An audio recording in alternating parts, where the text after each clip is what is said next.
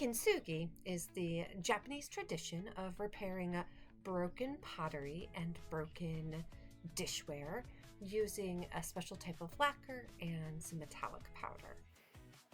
This is a beautiful tradition, and I highly recommend that anyone who's interested look into it. But let me show you a beginner-friendly way to do some kintsugi for about 20 bucks with just 2 simple materials and some supplies. Hi, my name's Amber Bright. I'm a professional prop maker, and come on, let's fix stuff with me. Let's go.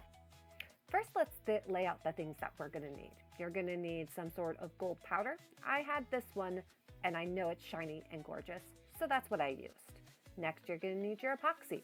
Love Gorilla Glue. Need mixing sticks. And of course, you'll need a tray and protective gloves. Now we've got everything all set up. We're gonna get our powder and our epoxy mixed together.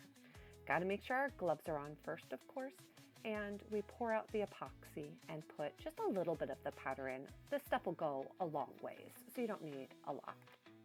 We're gonna take our 2 pieces, make sure they fit together, and then start putting the epoxy along the broken piece.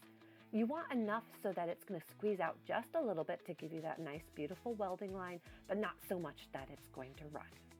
Once I put the pieces together, now I can use other tools like this paintbrush to clean up the line and make sure it's nice and smooth and consistent. And once that's done, I'm gonna set it up and let it cure. Kintsugi isn't just for dishware either.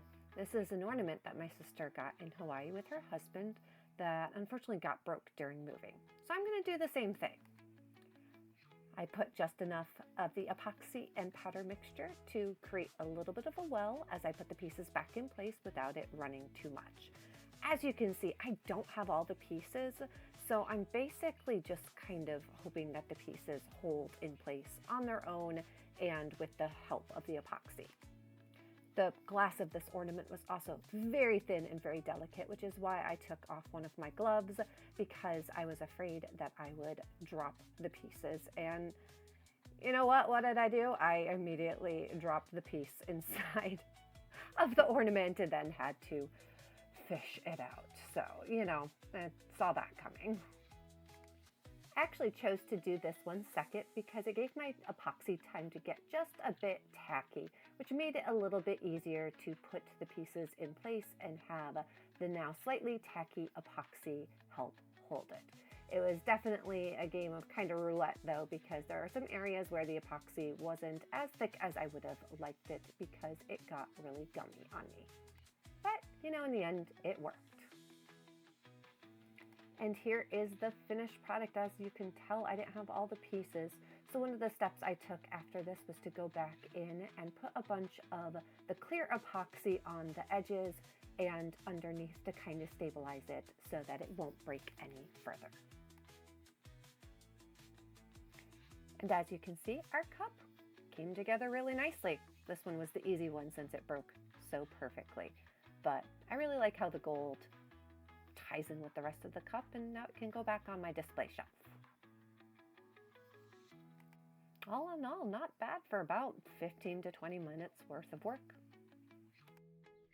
That's basically all there is to it.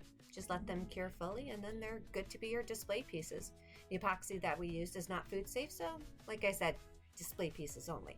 But look how cute, look how pretty. Now it can go back on my shelf with the rest of its tea set. All right, guys, that's all. Thanks for watching my video. Stay creative, stay curious, and stay golden.